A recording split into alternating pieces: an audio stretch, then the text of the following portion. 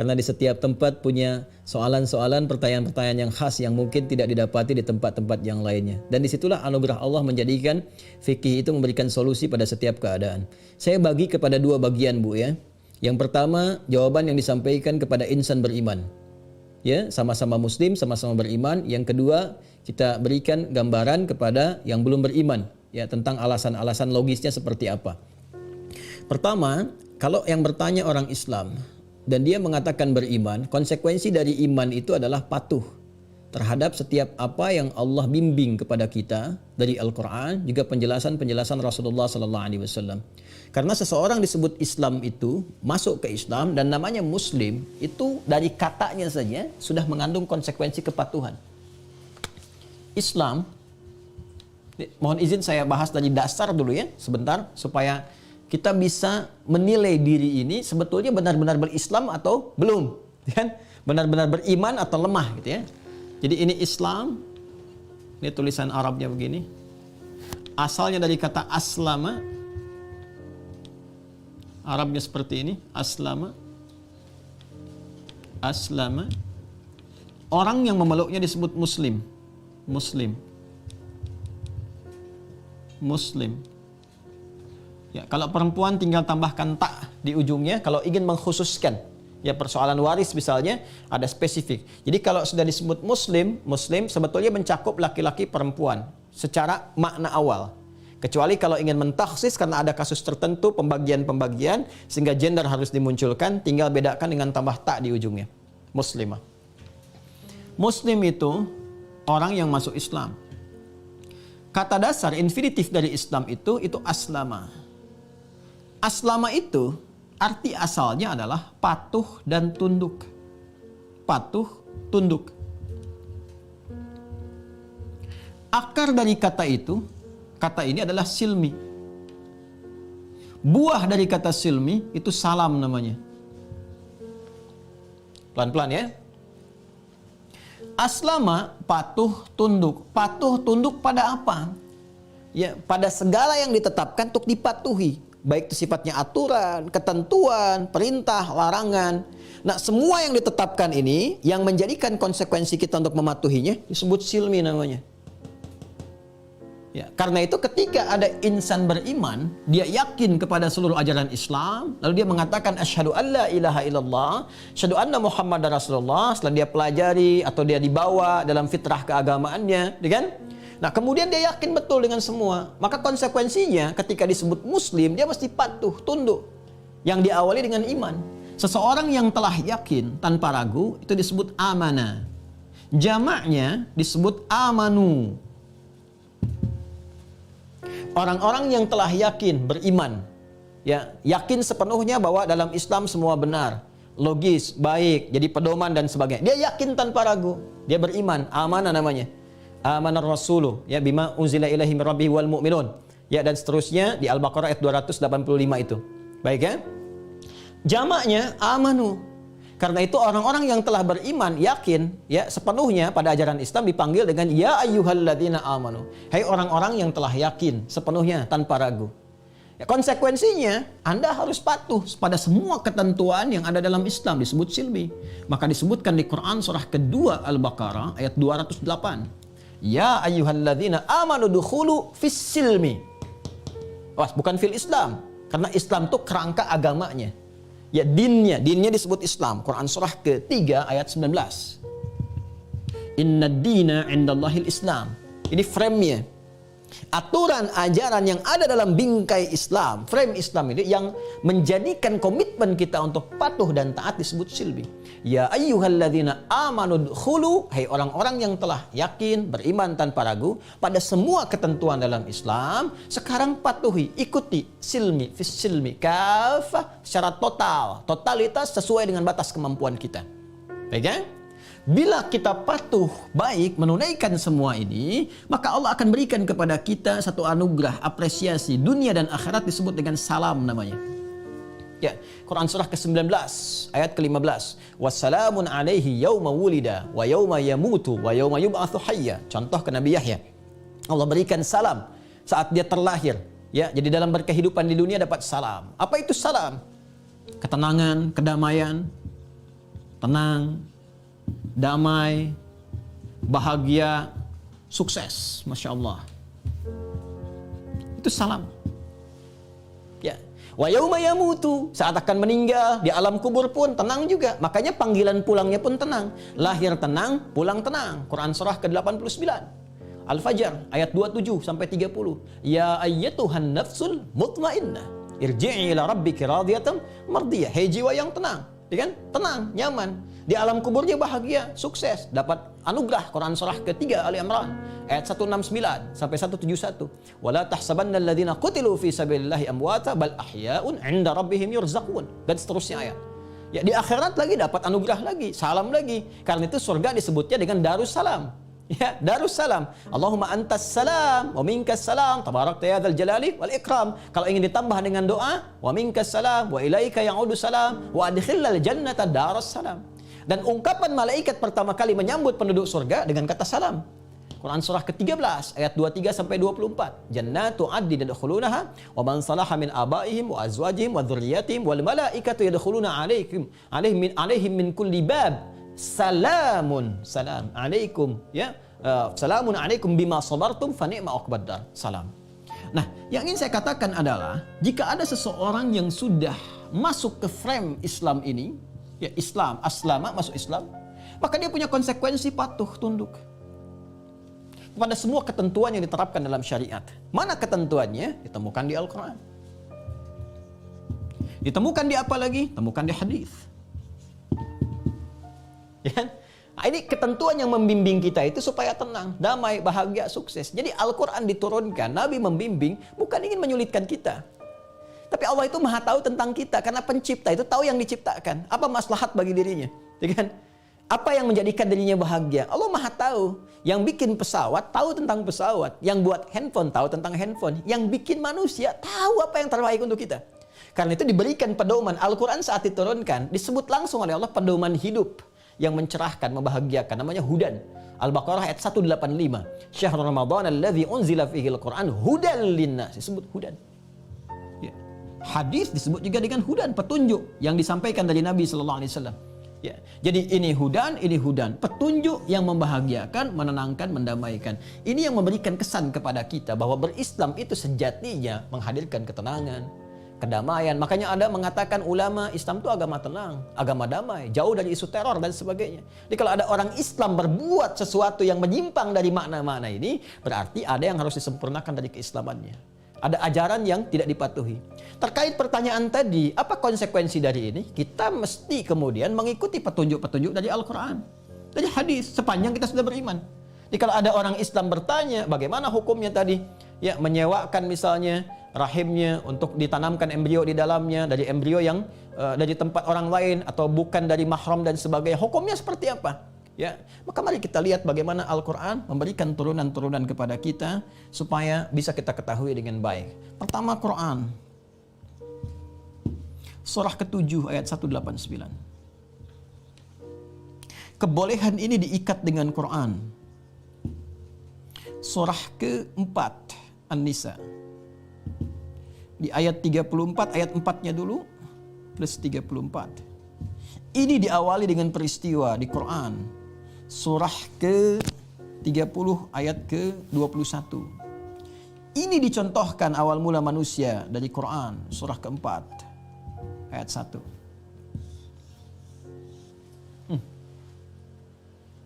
Baik kan?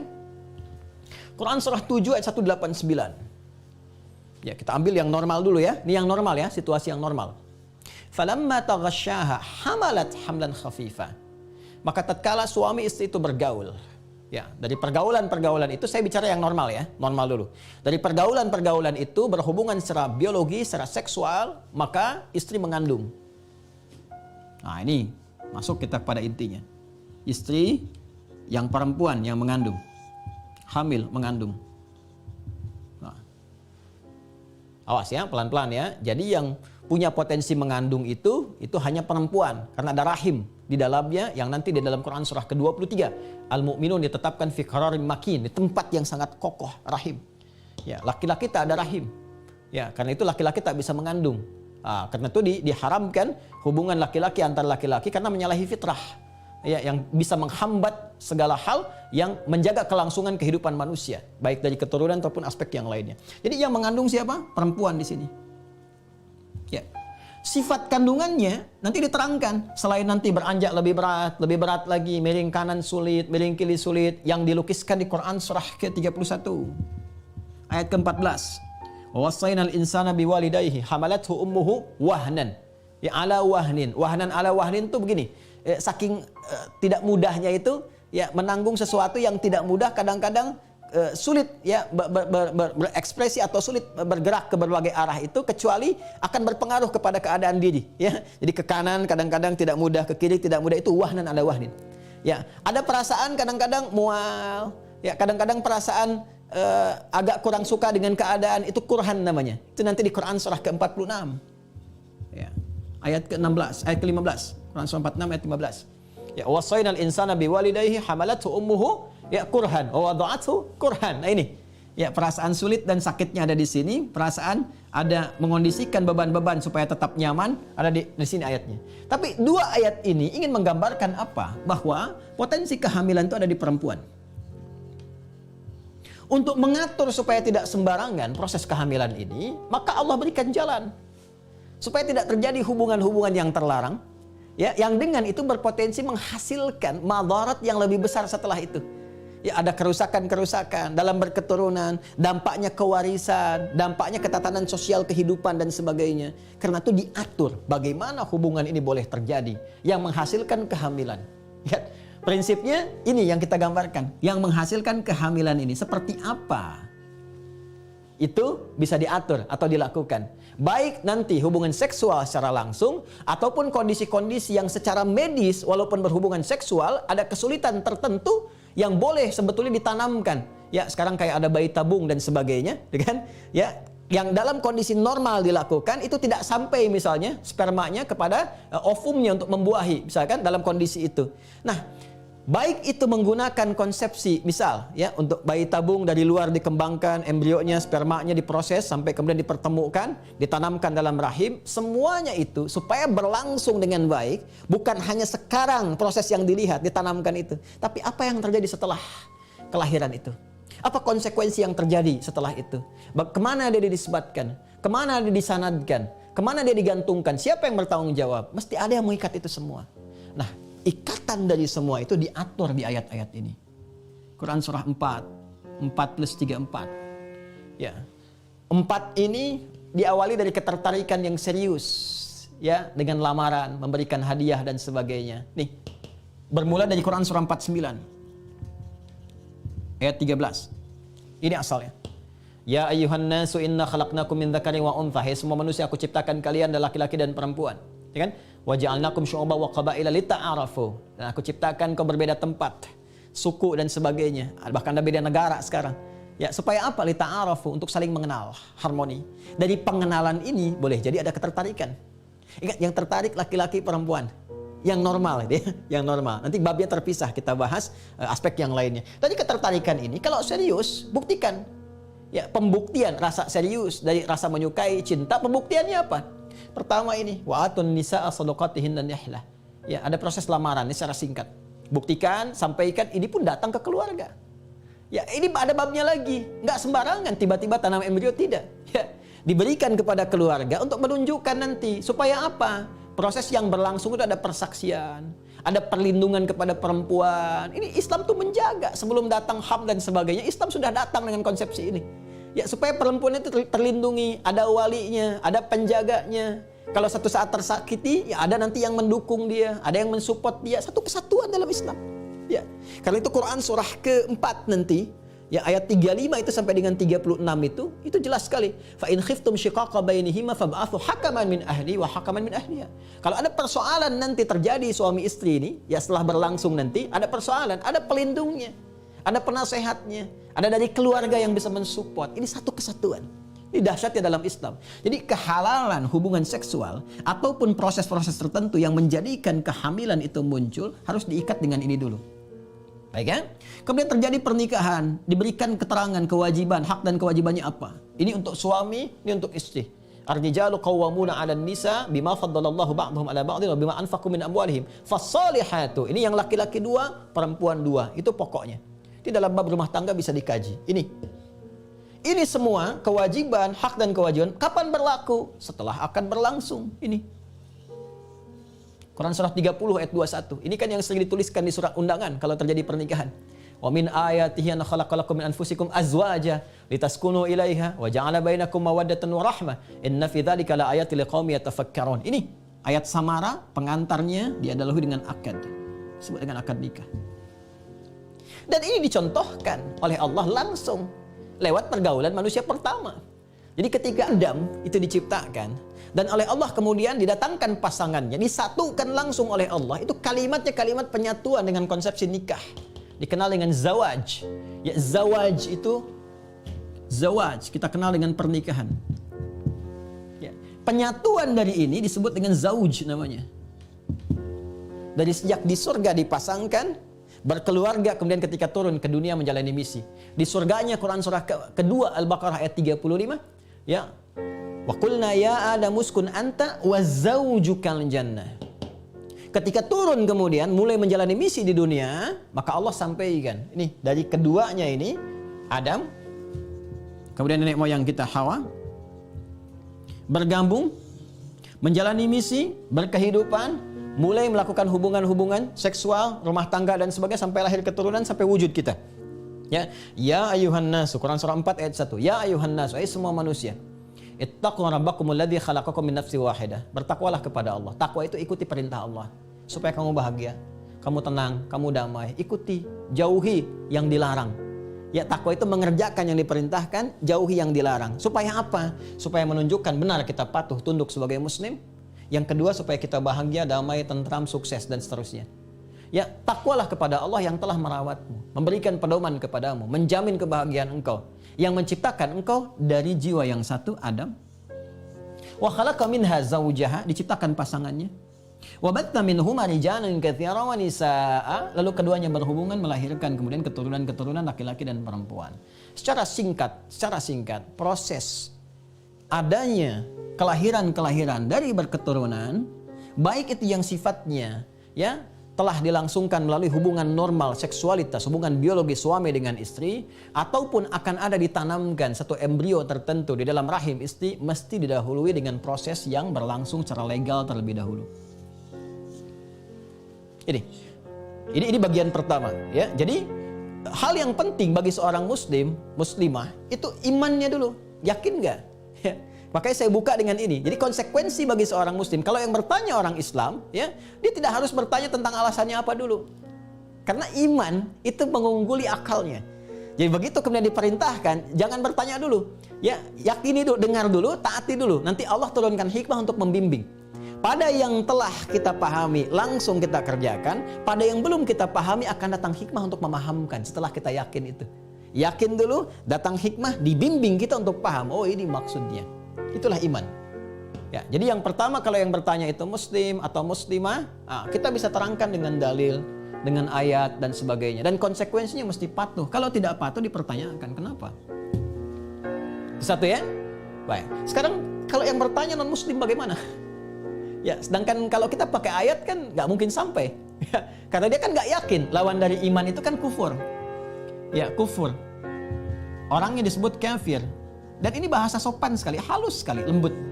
Ya, diserap ke dalam bahasa Inggris cover, yang menutup diri. Ya, jadi kafir itu maksudnya orang yang masih menutup diri dari cahaya, ya, dari keterangan, dari hidayah. Dia menutup diri ya. Makanya ketika Allah sampaikan, "Qul ya ayyuhal kafirun," Muhammad SAW sampaikan kepada orang-orang yang masih menutup diri dari ajaran Islam itu halus. Dan ketika disebut kafir, nggak ada yang marah pada saat itu karena ngerti. Ini halus sekali. Nggak disebut hewan, nggak disebut macam-macam. Misalnya sapi yang tersesat atau yang lain, tidak, disebutnya dengan bahasa yang sangat halus sekali. Ya, ini menarik nih. Nah, bagi orang-orang yang menutup itu kan nggak membuka pintu datang ya dari ayat-ayat ini. Jadi kalau dikasih ayat nggak akan masuk. Ini dalilnya Quran surat sekian ya. Dia saja kan tidak yakin dengan Al-Quran. Bagaimana dikasih dalil? Maka di sini apa yang dijelaskan oleh Allah indah sekali. Hikmah.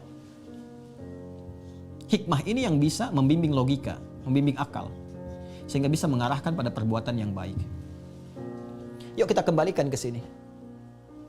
apa hikmahnya Allah melarang? Jelas kalau tanya hukum tadi, hukumnya haram ya.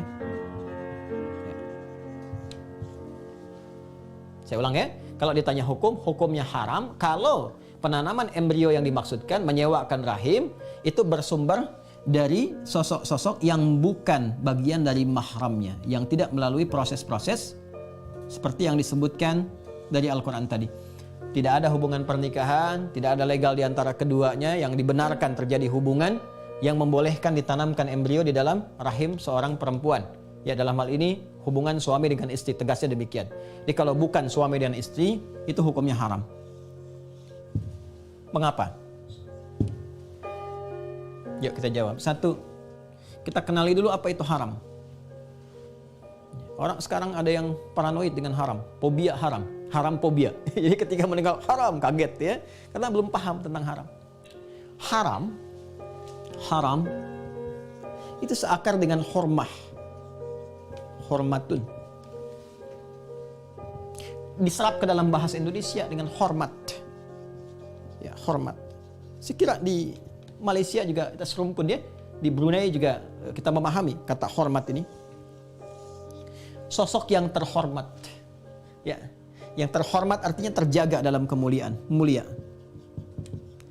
Saya hormat kepada Tuan, saya hormat kepada Puan, saya hormat kepada Anda. Artinya, ya, kita memuliakan. Ya, mengangkat marwahnya dan seterusnya. Nah, jika kita ingin menjaga sesuatu untuk mempertahankan kehormatan ini dan menepikan segala yang bisa merusak kehormatan ini, meruntuhkan kehormatan. Jadi kalau ada satu pekerjaan atau hal tertentu yang memengaruhi ini, mengerjakan sesuatu yang memungkinkan kehormatan ini berkurang, atau mengerjakan satu hal yang bisa meruntuhkan kehormatan ini, ya, maka saking sayangnya Islam diberikan penjagaan-penjagaan. Dalam bahasa Arab, sesuatu yang menjaga agar kehormatan tetap mulia, tetap baik, itu disebut dengan haram namanya. Haram. Di hukum haram itu diturunkan, sebetulnya bukan ingin membatasi manusia beraktivitas. Bukan ingin membatasi manusia berkreasi, bukan. Tapi filosofinya adalah untuk menjaga supaya kehormatan ini terjaga dan terpertahankan. Supaya kemuliaan ini terjaga, karena manusia itu makhluk mulia. Ya, satu-satunya kitab suci yang mendeklar langsung kemuliaan manusia itu Al-Quran. Ya, sebelum ada deklarasi HAM dan sebagainya, Al-Quran sudah menyampaikan. Quran surah ke-17 ayat 70. Walaqad karramna bani Adam. Dan aku bersumpah, kata Allah. Ya, pakai lamnya taukid, qadnya tahqiq. Aku jamin, aku tegaskan. Ya, dengan segala keagunganku, kata Allah, ya, aku telah muliakan semua anak cucu Adam. Kita ini mulia. Karena mulia, Allah menjaga kemuliaan kita. Karena istimewa, dijaga keistimewaan. Jangan sampai meruntuhkan keistimewaan itu, kemuliaan itu. Karena itu kenapa dilarang berdusta? Wailul lil mukadzibin. Celaka kalau berdusta. Sebab ketika berdusta runtuh kemuliaan. Kenapa dilarang mencuri? Karena ketika mencuri akan runtuh kemuliaan, hilang kehormatan. Ya, dipublikasikan, dipamerkan di hadapan banyak orang. Ini loh koruptor, ini pencuri dan sebagainya. Runtuh kemuliaan. Dan dampaknya bisa ke orang lain juga. Bapak mencuri, ketahuan, keluarga hilang kehormatan.